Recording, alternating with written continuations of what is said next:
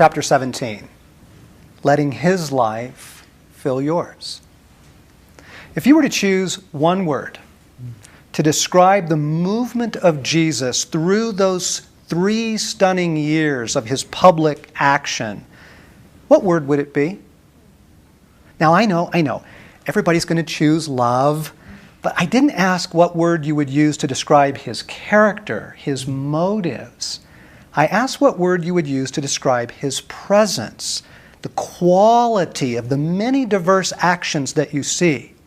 A mother singing lullabies to her child is moved by love, but her actions are best described as tender or adoring. A mountaineer struggling forward at 20,000 feet, exhausted, breathing hard, but refusing to give in, is best described as unrelenting. How would you describe the quality of the presence and the actions of Jesus? In one chapter of Matthew, chapter 9, this is what we see. He steps off the boat from rebuking Legion, and he heals a paralyzed man. He calls Matthew to join him, has dinner in his home with a scandalous crowd, and rebukes the Pharisees for getting in a snit over it. He explains why his disciples don't fast, thus opening up the freedom he came to bring.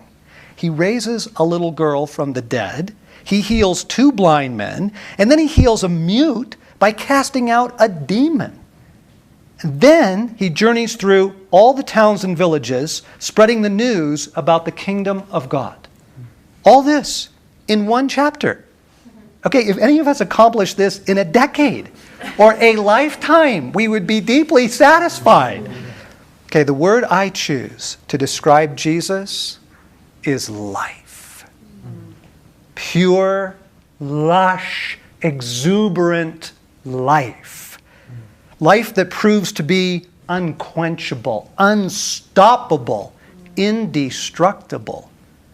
As John summarized the whole affair, in him was life, and his life was the light of men.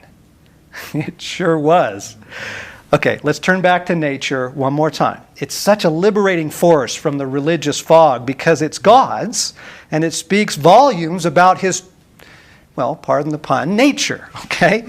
So what does creation say about his life? All right, a single tree is enough to make me worship. The beauty, the intricacy, the elegance, the perseverance, the life coursing through it. If I was given an entire lifetime, I could never make one. And now, have you ever stopped to imagine how many trees there are on this entire planet?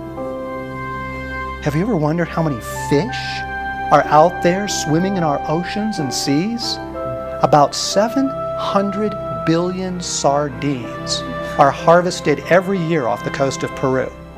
That's one little tiny subspecies off the coast of one small country, okay? There's a lot of fish out there, okay? It boggles the imagination. Come closer. Take a microscopic view of our world. There are hundreds to thousands of organisms in a single drop of pond water, right? Protozoa, amoeba, rotifers, water bears, one drop. How many drops fill a bucket? How many buckets a pond? How many ponds are out there? The earth is like a massive petri dish, teeming, bursting, squirming with life in such staggering diversity and abundance. Science still hasn't cataloged it all. The earth is exploding with life, even after all these years of war. Now, what would happen if this sort of life expressed itself in a man? Exactly. It did. Okay. When Jesus fed the 5,000, the town only counted men. So the crowd was probably more like 10,000, including women and children, from 5 loaves and 2 small fish with leftovers. He doesn't even say anything in Cana after fill the jars. The 180 gallons of wine are just there. With a shout, he raises Lazarus from the dead. One word best describes what's going on here. Life. Jesus really is the Lord of life. And now, for a wonder of wonders, you get to live his life. Really. Everything you've seen here, everything you've read about, this life is yours for the asking. That is what Jesus believed. That was his understanding of our desperation and his mission. I am the vine. You are the branches. If a man remains in me and I in him, he will bear much fruit. Apart from me, you can do nothing. Did you really think that you could be kind for the rest of your life without the inner help of Jesus? One day of kindness is a miracle. What about forgiving, generous, honest? Did you really think you could overcome your lifelong strongholds without some sort of Lazarus-like resurrection? It simply isn't going to happen. Not without the life of Jesus in you. Okay, this was an epiphany for me. I have spent most of my adult years trying to find those keys that would enable people to become whole.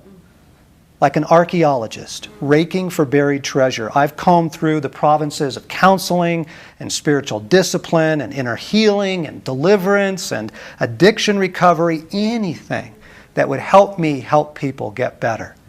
Like Shilman, when his shovel struck the buried ruins of Troy, the epiphany I've come to is this.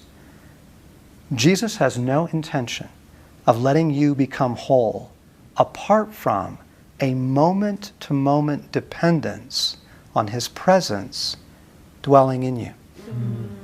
Okay, this was an epiphany. Our brokenness and our sin are not something we overcome so that we can walk with God. They are the occasions for us to cry out for the life of God in us to rescue us.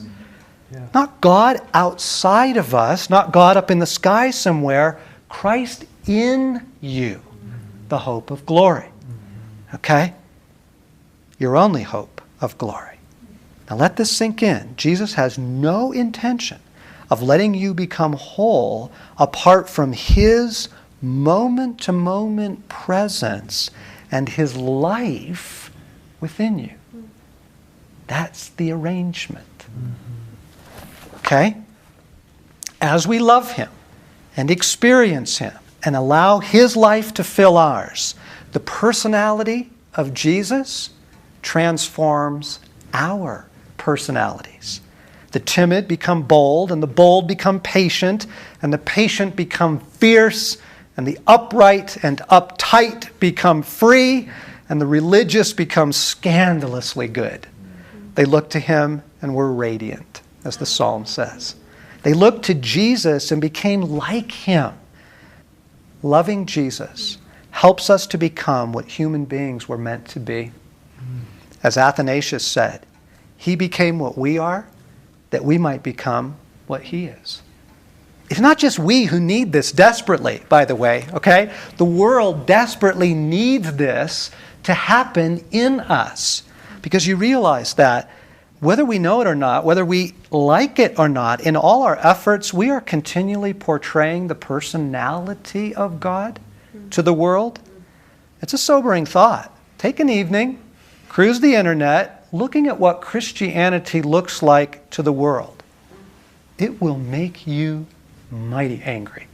At least it better. I mean, no wonder the world turns away. At least God still has nature speaking on his behalf. What enormous good would it do in the world if churches were known as playful, witty, fierce, humble, generous, cunning, honest, beautiful, true.